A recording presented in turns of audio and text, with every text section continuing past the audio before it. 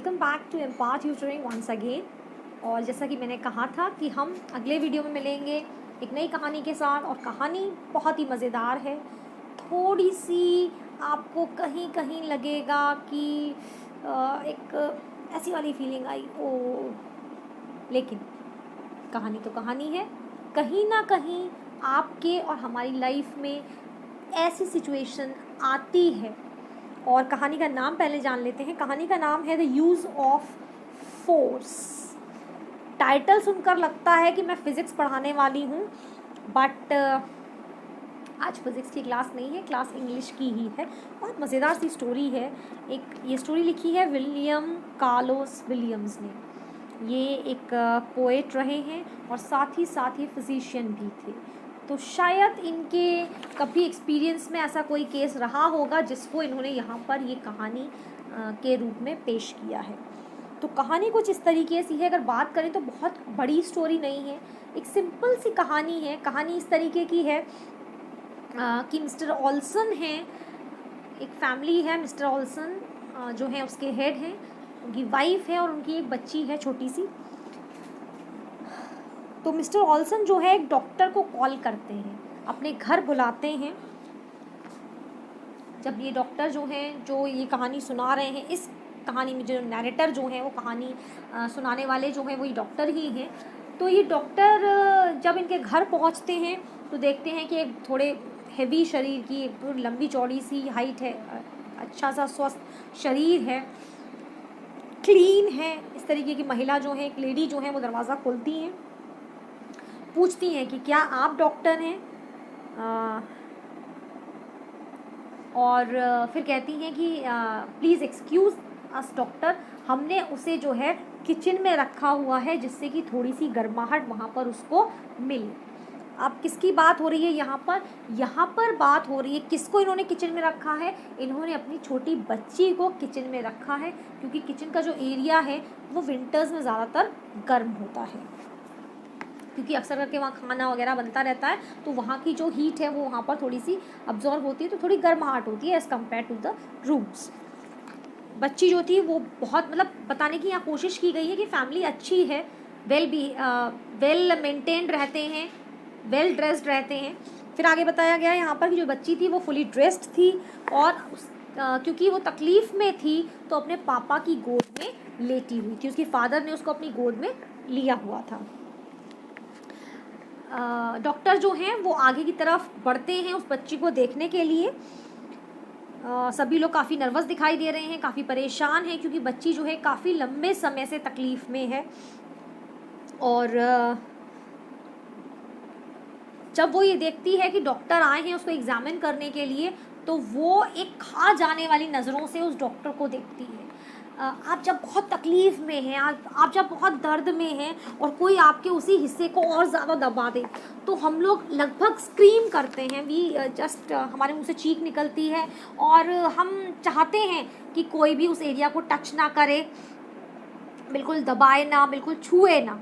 तो ये बच्ची जो है ये भी ऐसी ही परेशान है, काफ़ी तकलीफ़ में है। हालांकि फैमिली ने डॉक्टर को बुलाया है कि डॉक्टर आकर एग्ज़ामिन करें कि एग्जैक्टली बात क्या है, लेकिन ये बच्ची जो है ये एक ऐसा लुक देती है कि डॉक्टर डर जाते हैं। मतलब उन्हें लगता है कि हाँ, she is not feeling very happy कि डॉक्टर वहाँ पर आए हैं। बिल्कुल कोई मूवमेंट नहीं करती, एक ऑकवर्ड सा लुक देती है ना। कोई ऐसा उसकी तरफ से मूवमेंट नहीं होता कि वो अपनी परेशानी को जो है डॉक्टर के साथ शेयर करना चाहती है। बड़ी मुश्किल से सांस ले पा रही थी, काफ़ी तकलीफ़ में थी, ये मैंने कई बार आप लोगों को बताया। और फिर डॉक्टर ने नोटिस किया कि उसको काफ़ी तेज़ फीवर भी है। This also the doctor has notice कि उसको काफ़ी तेज़ जो है वो फीवर भी है। उसके अच्छे सुंदर से वो बताते हैं आगे बच्ची का लुक कैसा था। तो ब्लॉन्ड हेयर थे उसके, यहाँ तक कटे हुए हेयर थे, और लगभग उसका लुक ऐसा ही था जैसे कि हम नॉर्मली एडवर्टाइजमेंट जो देखते हैं न्यूज़पेपर में, जो प्रिंटेड एडवर्टाइजमेंट होते हैं जिनमें बच्चों को यूज़ किया जाता है एज मॉडल्स, इस तरीके का लुक उस बच्ची का था। आगे जो की बच्ची की माँ है वो बताती हैं कि इसे 3 रोज से बुखार आ रहा है, from last 3 days she is having fever. और फादर ऐड करते हैं क्योंकि हमें नहीं मालूम कि फीवर का रीज़न क्या है. This reason we don't know, this is what father says. और जैसे नॉर्मली हम लोगों को जब घर में फीवर होता है हमारे तो बड़े लोग क्या करते हैं, घर में जो हम लोग नॉर्मली फ़ीवर की टैबलेट्स लेकर के रखते हैं वही दे देते हैं. अपनी तरफ से कुछ आयुर्वेदिक भी देने की कोशिश करते हैं कि एनी हाउ हमें डॉक्टर तक ना जाना पड़े. तो फादर बताते हैं कि पिछले 3 रोज़ से यही सिलसिला चल रहा है. जो बच्ची की माँ है वो भी ऐसी ही चीज़ें उसको दे रही हैं जो भी वो दे सकती थी. लेकिन लास्ट में जब किसी भी चीज़ से फ़ायदा नहीं हुआ तब हमें आपको कॉल करना पड़ा. और उसके बाद जो है डॉक्टर ने देखने की कोशिश की कि एग्जैक्टली क्या है. डॉक्टर पूछते हैं कि क्या इसका गला ख़राब है, इसके गले में कोई तकलीफ़ है. तो पेरेंट्स कहते हैं कि नहीं, गले में तो कोई तकलीफ़ नहीं है. कोई तकलीफ़ होती है तो छोटे बच्चे जो घर के होते हैं वो आके बड़ों को बताते हैं, बच्चे अपनी माँ को बताते हैं कि ये प्रॉब्लम है.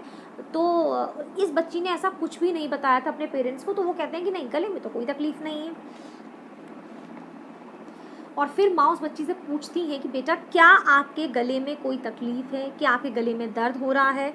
लेकिन ये जो बच्ची है ये बिल्कुल एक्सप्रेशनलेस है, वो कोई भी एक्सप्रेशन किसी भी तरीके का नहीं देती और उसके फेस से आइडेंटिफाई करना बिल्कुल ही मुश्किल है कि क्या एग्जैक्टली है. ना तो ना कह रही है ना तो हाँ कह रही है. हाँ, लेकिन वो परेशान है ये सभी लोग जान पा रहे हैं उसको देख करके. उसकी जो मदर है वो कहती है कि मैंने बहुत कोशिश की लेकिन मुझे कुछ भी दिखाई नहीं दिया.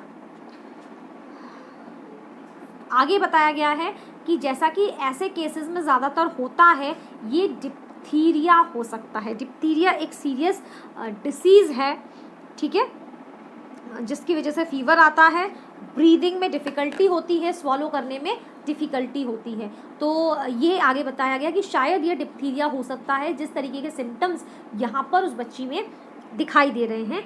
क्यों हो सकता है, क्योंकि आजकल मतलब जबकि भी ये कहानी नरेट की गई है उस समय पर डिप्थीरिया वहाँ पर काफ़ी फैला हुआ था और कई सारे स्कूल के जो बच्चे थे वो इन्फेक्ट हो रहे थे इससे और हॉस्पिटल में एडमिट भी हो रहे थे कई सारे. तो डॉक्टर ने ऐसे कई सारे केसेस को देखा था, तो वो अंदाज़ा लगा रहे हैं कि शायद ये डिप्थीरिया हो सकता है.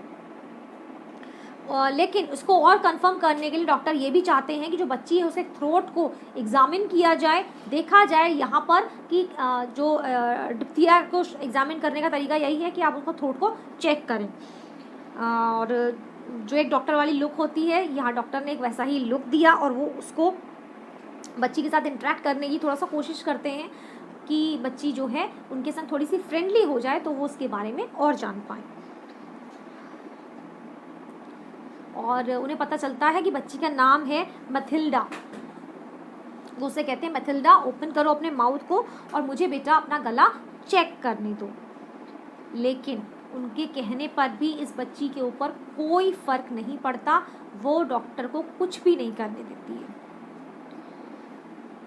2-4 बार उन्होंने कहा होगा, किसी काम को करने के लिए 2-4 बार आपसे कहा जाए और आप ना करें तो मम्मी भी गुस्सा हो जाती हैं, है ना, फ्रस्ट्रेट हो जाती हैं, इरिटेट होने लगती हैं.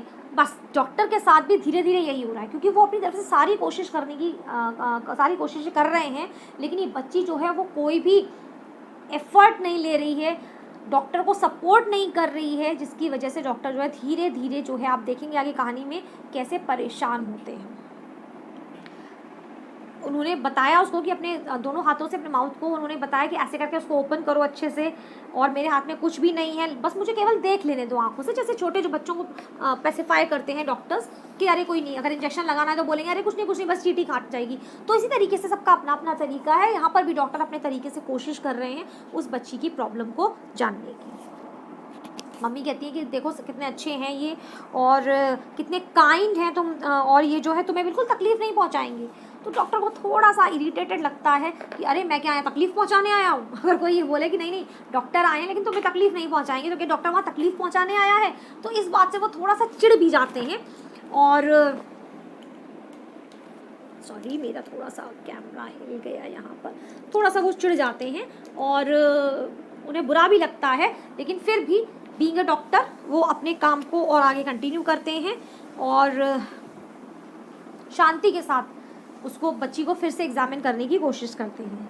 अपनी कुर्सी को थोड़ा सा उस बच्ची के क्लोज ले जाते हैं, और लेकिन जैसे ही क्लोज ले जाते हैं वो बच्ची अटैकिंग मोड में आ जाती है, वो झपटती है उनकी ओर, अग्रेसिव सी हो जाती है और ऑलमोस्ट उनके फेस को हर्ट करने ही वाली होती है, इतना अग्रेशन में वो आ गई।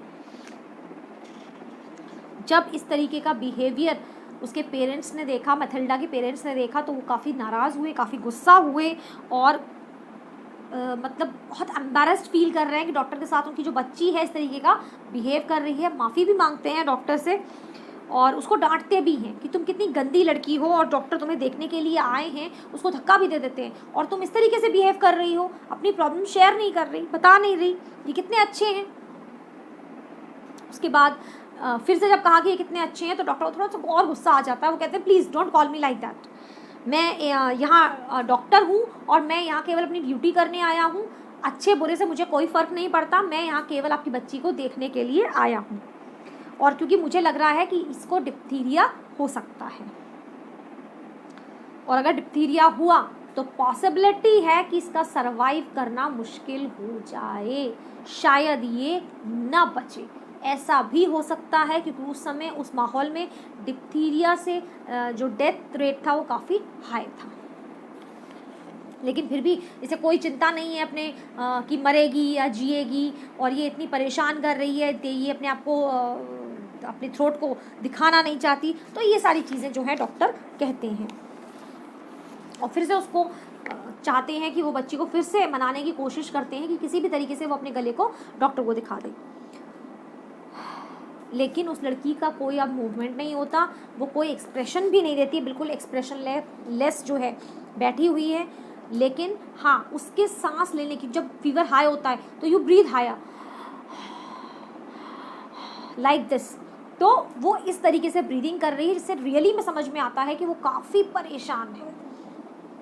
और फिर से एक लड़ाई शुरू होती है। अभी हमने देखा कि कैसे उस बच्ची को फोर्स किया जा रहा था कि वो अपनी तकलीफ को शेयर करे, इसीलिए कहानी का नाम क्या है, द यूज़ ऑफ फोर्स। तो हम फिजिक्स नहीं पढ़ रहे थे, हम कहानी पढ़ रहे थे जिसमें किस तरीके से फोर्स का यूज़ किया जा रहा है उस बच्ची के लिए कि वो कैसे भी करके अपनी जो प्रॉब्लम है वो डॉक्टर से, अपने पेरेंट्स से शेयर करे। और फिर से एक लड़ाई ख़त्म हुई और फिर से वो दोबारा से कोशिश करते हैं, दोबारा से एक लड़ाई शुरू होती है इसी चीज़ के लिए, और कि वो देख पाएँ कि एग्जैक्टली प्रॉब्लम क्या है।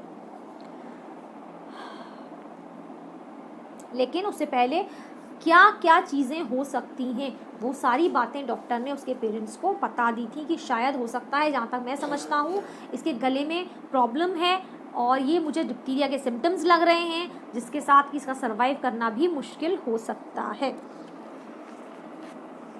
और फिर माँ जो है उसको मनाने की कोशिश करती है, उस बच्ची की मदर, मैथिल्डा की मदर, कि अगर तुमने डॉक्टर को यहाँ पर बेटा अपनी प्रॉब्लम नहीं दिखाई तो फिर आपको हॉस्पिटल में एडमिट होना पड़ेगा। और उसके बाद डॉक्टर को लगता है कि शायद मैंने एक लड़ाई जीत ली कि कम से कम पेरेंट्स तो इस तरीके से बच्चे को समझाने की कोशिश कर रहे हैं। लेकिन स्ट्रगल ही स्ट्रगल है। फादर ने अब फोर्सेबली फिजिकल फोर्स अप्लाई करके उस बच्ची का ज़बरदस्ती मुंह खोला जाता है, कोशिश की जाती है कि कैसे भी वो जो है दिखा दे। तो जो बच्ची के फादर हैं वो ज़बरदस्ती उसका मुंह खोलने की कोशिश करते हैं, डॉक्टर भी थोड़ा सा फोर्सेबली एफर्ट लगाते हैं और अपना जो भी टूल है वो उसके माउथ में इंसर्ट करते हैं, टीथ के पीछे, थ्रोट के ऊपर, कि वो वहाँ से सैंपल ले सकें चेकिंग के लिए, एग्जामिन करने के लिए कि एग्जैक्टली प्रॉब्लम क्या है। लेकिन इतना सक्सेस तो पा पाते हैं कि उसके माउथ में इंसर्ट कर देते हैं, लेकिन वहीं पर वो लड़की क्या करती है, उसको दबा देती है। और इतनी खींचम खींच में, इतनी ज़्यादा जो ये फिजिकल स्ट्रगलिंग चल रही है, फाइनली वो लड़की अपने फादर को धक्का दे देती है, डॉक्टर को भी धक्का दे देती है और इतनी गुत्थम गुत्ती चल रही है कि उस बच्ची की जो टंग है वो कट जाती है, इट स्टार्ट्स ब्लीडिंग। अब डॉक्टर को भी काफ़ी गुस्सा आने लगा है, उन्हें अपने ऊपर ख़राब भी लग रहा है कि कितना गंदे तरीके से हम बिहेव कर रहे हैं उस बच्ची के साथ। लेकिन उनके पास कोई चॉइस नहीं है क्योंकि बच्ची अपनी तकलीफ़ कैसे भी शेयर नहीं कर रही। एट लास्ट उन्हें लगता भी है कि एक जो उसके फादर हैं वो भी अपने ऊपर थोड़ा सा शेमफुल फील करने लगते हैं, कैसे वो फोर्स कर रहे हैं खुद को अपनी बेटी के ऊपर, लेकिन दे आर हेल्पलेस। कोई भी तरीका काम नहीं आ रहा, बच्ची को प्यार से समझाया, डांट के समझाया, लेकिन वो कोई भी तरीके से, किसी भी तरीके से बात नहीं मान रही है। तो अब सिवाय फोर्स का यूज़ करने के उनके पास कोई ऑप्शन नहीं बचा है। और उसके बाद उनका जो टूल था वो टूट जाता है, शायद डैमेज हो जाता है। तो फिर वो मदर से कहते हैं कि ठीक है, अब आप एक स्पून लेकर के आइए, जैसा भी आपको स्पून मिल जाए वो लेकर के आइए, और ये टेस्ट तो हमें करना ही पड़ेगा। उसके बाद जो है वो उसके जो फादर हैं उनको इंस्ट्रक्ट करते हैं कि बच्ची को जो है आप अपने गोद में ले लीजिए और इसके दोनों हाथों को पकड़ लीजिए कस के, और फिर खुद भी फोर्स अप्लाई करके उसका मुंह यहाँ से पकड़ लेते हैं और ऊपर से खोल के स्पून को किसी तरीके से इंसर्ट फाइनली कर ही देते हैं। और जब मान लीजिए आपका यहाँ स्वेलिंग होगा, वहाँ पर कोई चीज़ टच होगी तो कितना पेन होगा, आप कितना दर्द में, तकलीफ़ में चिल्लाएंगे। तो जब स्पून उसके वहाँ तक पॉइंट तक जाती है जहाँ उसको रियली में प्रॉब्लम थी, तो वो बच्ची भी बहुत तेज़ी से दर्द में चिल्लाती है। बहुत मतलब सुनाते सुनाते मुझे घबराहट होने लगी है, स्टोरी आपको नरेट करते करते वो भी काफ़ी घबरा जाती है।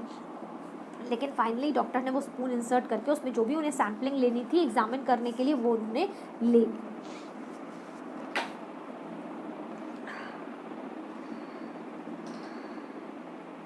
क्योंकि अब उन्हें समझ में आ गया था कि अगर अब भी नहीं करेंगे तो फिर आगे वो ये सैंपल नहीं ले पाएंगे, डायग्नोसिस नहीं हो पाएगी और बच्ची की जान को खतरा होगा।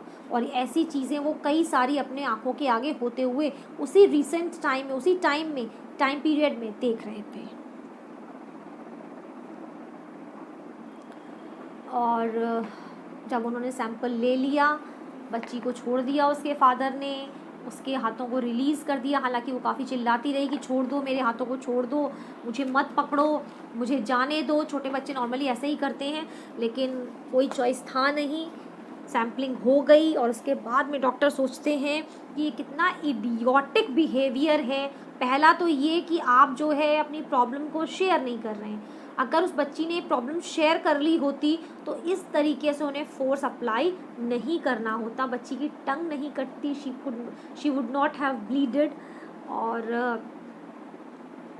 आप सोचिए कि कितना हम अगर इस सीन को इमेजिन करें तो कितना पेनफुल दर्द इसमें हमें सुनाई भी देता है, प्लस हम इमेजिन भी कर पाते हैं कि वो कितनी तकलीफ़ में होगी। और ऐसे में पेरेंट्स भी क्या करें, ऐसे में डॉक्टर क्या करे, कितना पेशेंस रखे अपने अंदर कि वो उस बच्ची को रियली में हेल्प कर पाए। डॉक्टर भी तभी हेल्प कर पाएगा जब हम उसको रियली में अपनी प्रॉब्लम बताएंगे, लेकिन बच्ची प्रॉब्लम ही नहीं बता रही है। और उनको पता चल जाता है जब डॉक्टर देख लेते हैं कि उसके गले में टॉन्सिल्स थे और बच्ची 3 दिन से इसी चीज़ से स्ट्रगल कर रही थी। उसने अपने पेरेंट्स को नहीं बताया था, झूठ बोलती आ रही थी, और अब वो रियली में काफ़ी दुख में, तकलीफ़ में, डरी हुई, हर तरीके का एक्सप्रेशन उसके अंदर था। और पहले जैसे वो अटैकिंग मोड में थी, अटैक कर रही थी सबके ऊपर, ऐसा ना हो करके अब उसका जो मोड था वो डिफेंसिव हो गया था, यानी अब वो खुद को सिर्फ बचाना चाह रही थी। और यही इस कहानी में इन्होंने बताया है, और यही है द यूज़ ऑफ फोर्स, कि फोर्स का यूज़ करके कैसे एक बच्ची का जो है एग्ज़ामिन किया गया उसके प्रॉब्लम को डायग्नोस करने के लिए। This is all about the use of force. कहानी थोड़ी सी तकलीफ़ वाली है, पेनफुल है। शायद बहुत सारे लोगों को ये भी लगेगा कि डॉक्टर का जो बिहेवियर था वो ठीक नहीं था, या पेरेंट्स का बिहेवियर ठीक नहीं था, तो कैसा बिहेवियर होना चाहिए। तो इसके बारे में सबके अपने अपने थॉट्स हो सकते हैं, आप अपने अपने थॉट्स को उस जगह पर जस्टिफाई कर सकते हैं। सो फ़िलहाल के लिए इतना ही, फिर मिलेंगे एक नई कहानी में। तो आपको क्या करना है, आपको तब तक पढ़ते रहना है। पढ़ाई में कोई कंजूसी नहीं करनी है, पढ़ना बराबर से है, और ऑब्वियसली चैनल को तो ट्यून करना ही है। Bye bye.